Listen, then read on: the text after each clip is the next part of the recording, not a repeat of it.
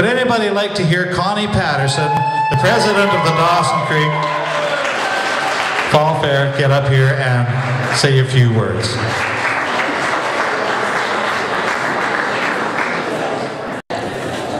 I thought I talked enough this afternoon at your meeting, so I was presuming I was going to get away with it tonight. But just in case, I brought my shopping list. Truly no. The reason I was here, Dean had asked me to come to your meeting this afternoon, and I was really happy to be able to take part. So on behalf of Dawson Creek Exhibition, because of course your contract was up with us. So we signed a new contract today at that meeting for 3 years, and they actually got a raise, because Dean is a really tough negotiator. But mostly because these boys deserve that raise. So we were the exhibition, or the stampede, that took these people on when they had just first started out and they wanted to have a place to have a finals. So they came to Dawson Creek and came with 12 wagons the very first time. And it just grew and grew and grew, and we're really proud to be part of the growth.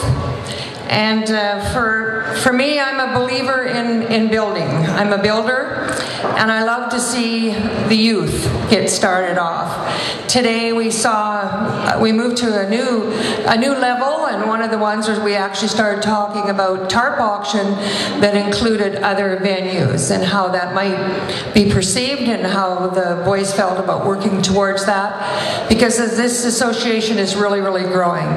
And we're very, very proud, because we call them the B-Wagons, we call them the wannabes, but for all of us that are hockey fans, we know what it's like to be on the rep team and to be in the house team. And this is like the house team, but let me tell you, this is where wagon drivers are built. And thank you to all you venues who work so hard to try to have the better track, to try to have better facilities.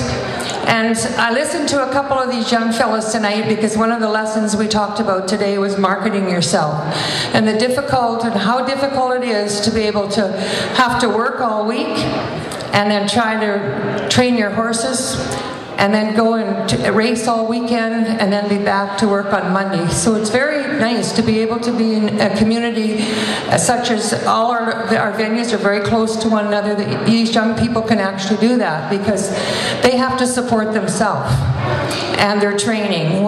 Sponsors was another big thing that we talked about again today, and this is where these young people need some help. They need a lot of sponsor help, but they also need help in learning how to sell themselves.